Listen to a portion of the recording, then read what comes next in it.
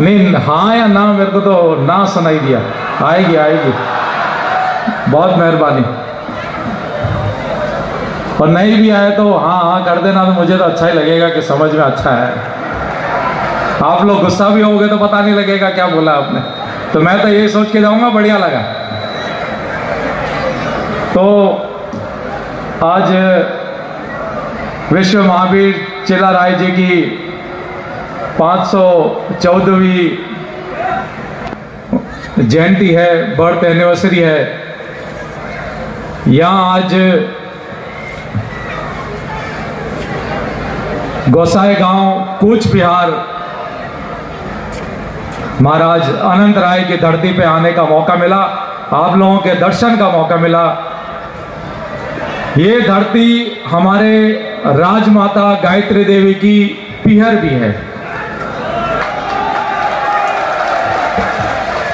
मैं उनके ससुराल जयपुर से आता हूं, जयपुर गुलाबी नगरी से आपके यहाँ आया हूं, महाराज के निमंत्रण पे आया हूं। यहाँ जंतर मंतर भी जो आप लोगों ने आवाज उठाई थी, वहां पे भी महाराज ने याद किया, और ये क्षत्रिय का बेटा वहां भी मौजूद था, ये करनी सेना का अध्यक्ष वहां भी मौजूद था।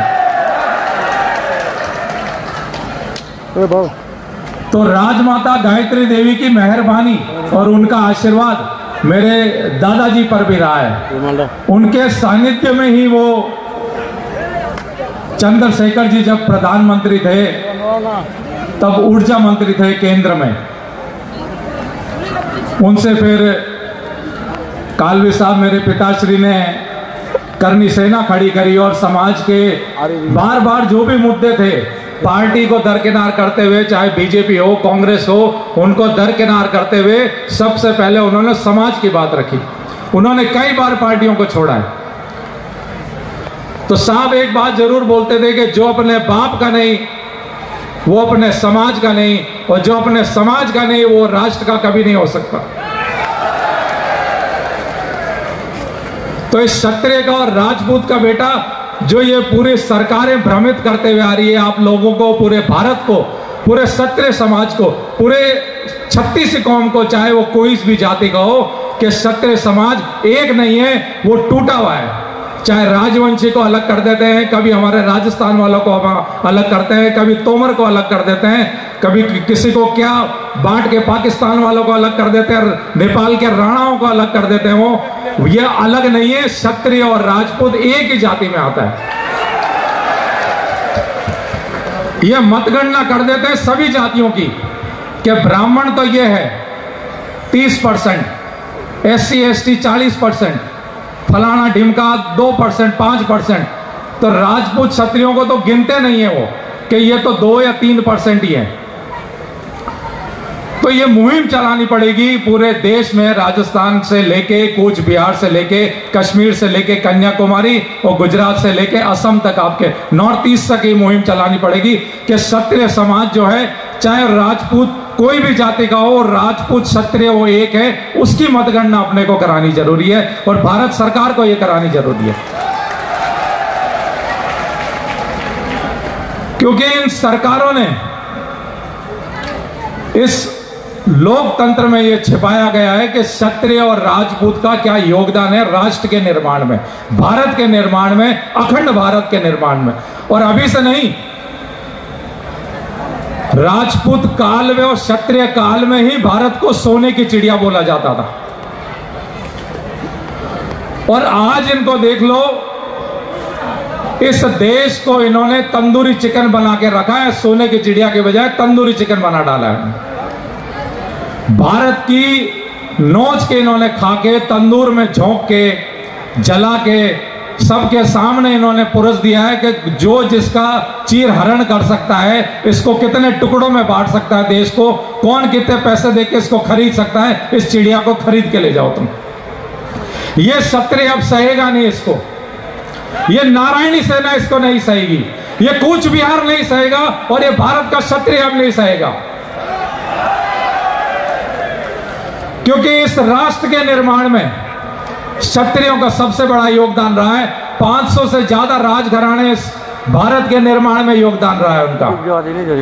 विश्व युद्ध चाहे जितने भी हुए, एक हुआ दूसरा हुआ है, उसमें क्षत्रियों का पूरा योगदान रहा है, नारायणी सेना का योगदान रहा है, महाराज जगजीपेंद्र जी का योगदान रहा है, इस कूच विचार का योगदान रहा है।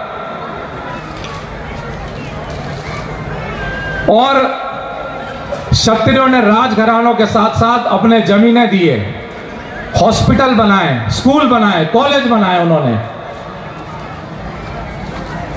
क्षत्रियों ने गौ माता के लिए गोचर की जमीन, गायों के लिए जमीन दान में दी है। अब आप 70-80 साल का रिकॉर्ड उठा के देखो, वो गाय की जमीन गायब हो चुकी है, वहां पे कब्जे हो चुके हैं, मकान बनाए जा चुके हैं, घर गृहस्थियां बस्ती बच चुकी है वहां पे। तो क्षत्रियों ने इसीलिए सर कटाए थे कि आप लोगों ने हम लोगों ने 1 इंच जमीन के लिए हम लोगों ने क्षत्रियों ने सर कटा दिए। यहां तक कि महिलाओं ने जौहर में देके अपनी अग्नि में बलिदान दिया है। और आज की सरकार देखो, चाइना 4000 हेक्टेयर जमीन भारत की खा चुका है, 4000 हेक्टेयर। वहां लद्दाख में एक स्मारक बना रखा है मेजर शैतान सिंह का। वो कारगिल के युद्ध में, भारत के युद्ध में उनका वीर, जो उन्होंने वीरता दिखाई, वो वीर गति को, शहीद को प्रताप हुए, तो उनके इसमें याद में वहां पे भारत सरकार ने, आर्मी ने स्मारक बनाया। आज वो स्मारक चाइना में जा चुका है। तो चाइना इतनी जमीन खा चुका है। और यही क्षत्रिय अपन लोगों ने 1 इंच जमीन अपने दुश्मन को नहीं दे रखी। ये कूच बिहार के महाराजा थे, ये चिला राय जी थे, जो दुश्मन यहां तक कूच बिहार तक आपके आए, उनको गुजरात और भारत के बाहर जाके धकेड़ के दिया उन्होंने। इस नारायणी सेना ने अब दुश्मनों को कूच बिहार की सीमा नहीं, उन्होंने 7 समुद्र पार उनको भेजा। 7 जन्म तक उन्होंने याद नहीं किया कि वापस हमको भारत की ओर और कूच बिहार की ओर आंख उठाकर भी देखना है। तो ये मौका वापस आया है कूच बिहार का। ये रोहिंग्या आपको परेशान कर रहे हैं, आपकी महिलाओं को परेशान कर रहे हैं, आपकी जमीन खा चुके हैं। ये भारत की सरकार नपुंसक बन चुकी है। ये अंदर अंदर इनका सबका आपस में गठबंधन है। ये बीजेपी कांग्रेस से धंधा करती है, कांग्रेस आपके ममता बनर्जी के साथ धंधा करती है, बीजेपी ममता बनर्जी के साथ धंधा करती है। इसमें बिजनेस में, काम में, धंधे में सब एक साथ है, मिले हुए हैं। और पूरे भारत देश को उन्होंने पागल बना रखा है।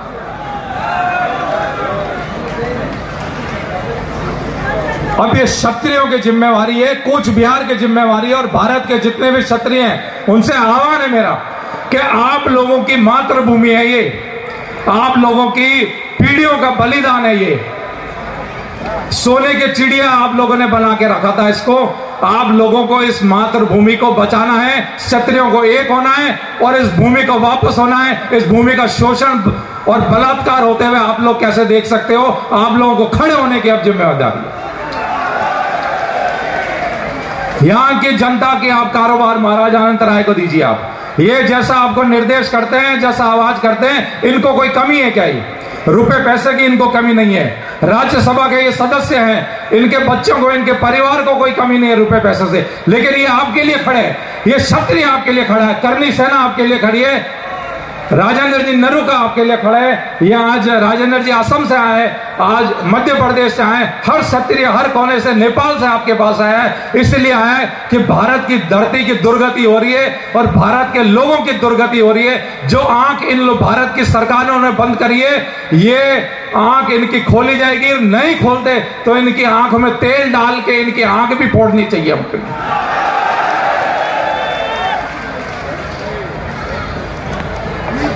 तो जब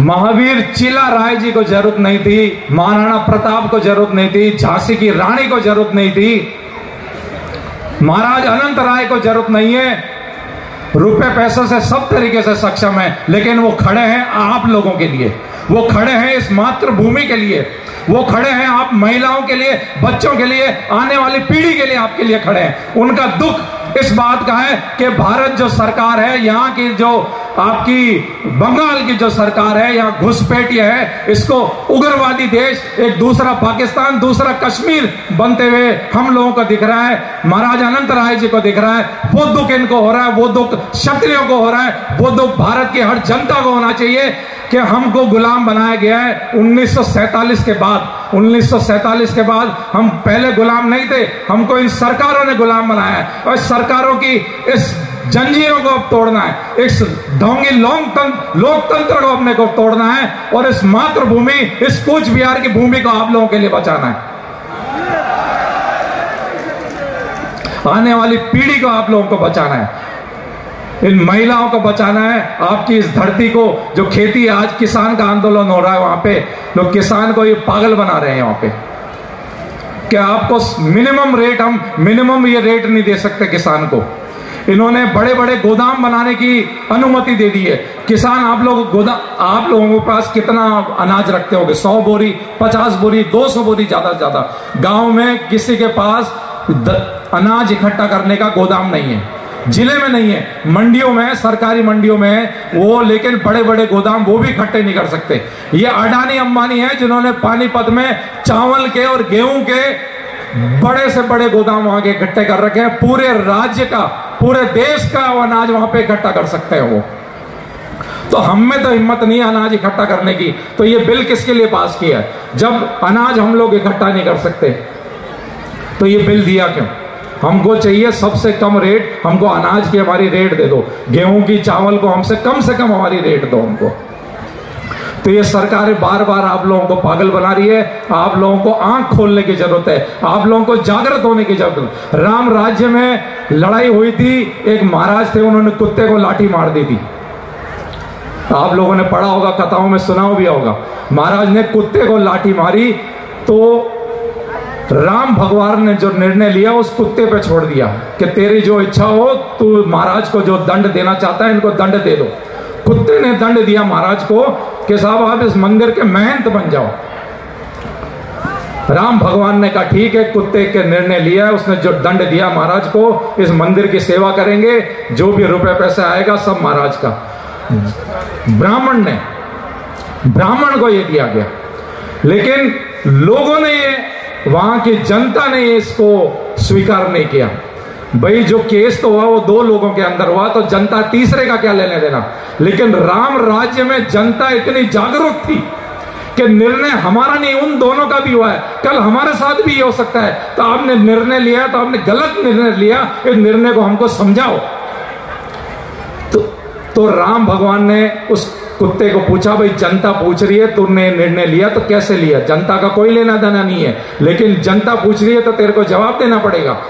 तो कुत्ते ने समझाया कि मैं भी पिछले जन्म में ब्राह्मण ही था, मैंने दुष्प्रभाव वहां पे खूब पाखंड किए, तो मेरे को सजा मिल रही कुत्ते की। ये ब्राह्मण भी वही काम करेगा, इसको अगले जन्म में सजा मिलेगी इस कुत्ते की, वो कुत्ता बनेगा। तो कुत्ते ने ये सुनवाई करी कि इस ब्राह्मण को वहां का महंत बना दो। तो आप लोगों को जागने की जरूरत है। राम राज्य में अगर प्रजा राम भगवान से पूछ सकती है कि तीसरे की जो आपने निर्णय लिया पंचायती का, वो कैसे लिया, आप लोगों को यहाँ के चीफ मिनिस्टर से, ममता बनर्जी से पूछना चाहिए, यहाँ के प्रधानमंत्री मोदी जी से पूछना चाहिए, यहाँ के एमएलए एमपी से पूछना चाहिए कि ये आप हमारे देश में, हमारे राज्य में, हमारे गांव में ये जो कर रहे हो, ये कैसे कर रहे हो? हमारे लिए खतरा है, हमारे आने वाली पीढ़ी के लिए खतरा है। आप लोग अगर नहीं जागे तो ये आप लोगों का लोकतंत्र खत्म हो जाएगा और हो जाएंगे जो इस क्षत्रियों को मिटाने के लिए। और शास्त्रों में लिखा हुआ है कि जिस दिन क्षत्रिय को मिटा दिया गया, क्षत्रिय को दूर कर दिया गया, क्षत्रियों से जिम्मेवारी हटा दी गई, क्षत्रियों की तलवार हटा दी गई, क्षत्रियों की अगर जिस दिन भूमि उनसे छीन ली गई, उस दिन सृष्टि का नाश हो जाना चाहिए। तो आप लोगों को मानव जाति की जिम्मेवारी है, सृष्टि की जिम्मेवारी है, इस भूमि की, इस राजवंश आपकी कौम पे क्षत्रियों की जिम्मेवारी है कि इस देश को, इस भूमि को, कूच बिहार को, गोसाई गांव को, इस मानव जाति को कैसे बनाना, आप लोगों को जागृत होना है और ये मुहिम यहां से खड़ी होनी चाहिए।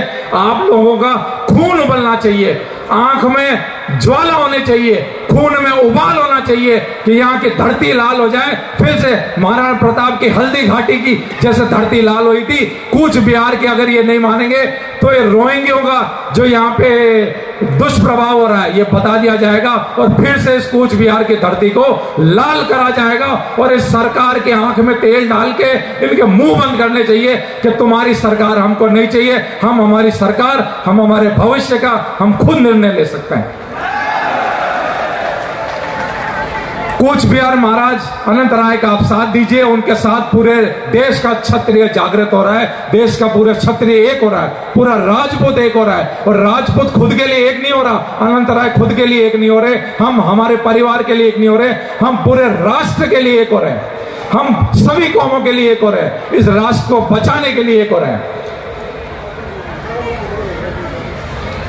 तो आज से दोनों हाथ खड़े करके आप शपथ लेंगे महावीर चिला राय की जयंती पे कि राष्ट्र के निर्माण के लिए, आने वाली पीढ़ी के लिए, भगवान राम के लिए, भगवान विष्णु के लिए यहां से हुंकार भरेंगे, यहां से जय जयकार करेंगे। तो सबको सुनाई देना चाहिए, यहाँ की आपकी विधानसभा ममता बनर्जी से लेके मोदी तक सुनाई देना चाहिए कि यहाँ पे आज क्षत्रिय इकट्ठा हुआ है, उसने राष्ट्र को बचाने के लिए और राष्ट्र को आजाद कराने के लिए आज प्रण लेंगे कि हम राष्ट्र को, भारत को फिर से आजाद करेंगे। हम बोलो महावीर चिला राय की, महाराज अनंत राय की, राजमाता गायत्री देवी की, नारायणी सेना की जय, करणी सेना की जय, मां भवानी की जय, जय मां करणी, जय नारायणी सेना, जय नारायणी सेना।